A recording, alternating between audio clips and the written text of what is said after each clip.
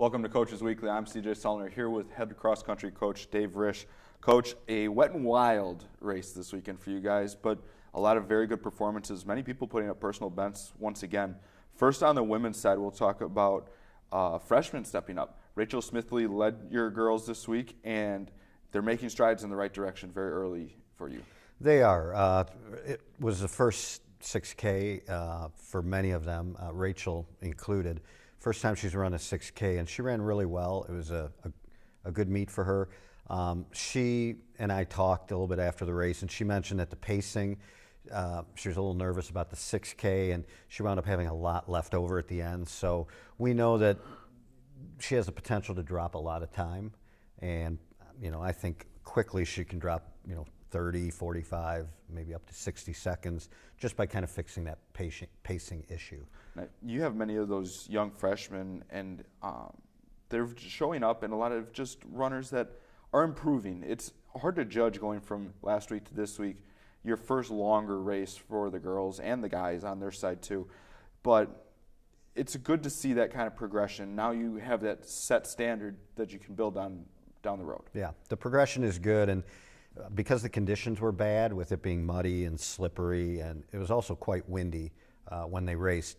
We had a talk before the meet, before the race, and actually talked about how, on a day like that, you can't always just look at the time because those factors are going to affect your time.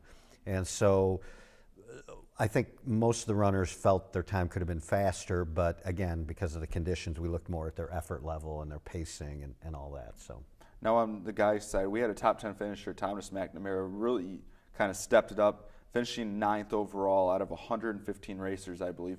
Very good showing right away in tough conditions once again, and he's shown well. Tony Guerrero ran his first race, so guys are kind of showing up and they're making strides in the right direction. They're definitely moving in the right direction.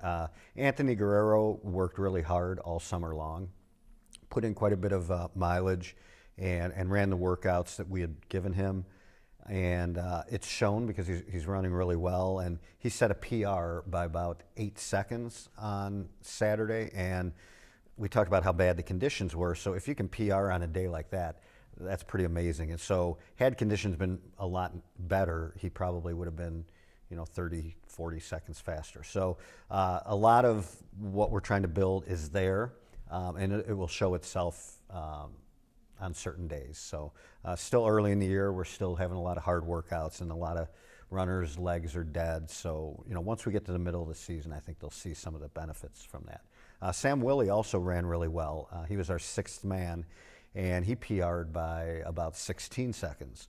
So we were really happy to see that. And you brought up Thomas McNamara. He's just had a really good start to the season. And normally with freshmen, it's an adjustment period on that first couple of 8Ks.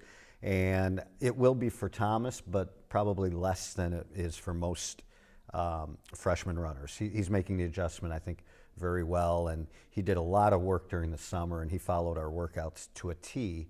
And it really shows because he came in good shape, and I think there's a lot to build off of with Thomas. Now, there's some sports that like to play in the mud. Some people like wind, some people like cold. For you guys, it was windy, cold, not cold, but wet and muddy.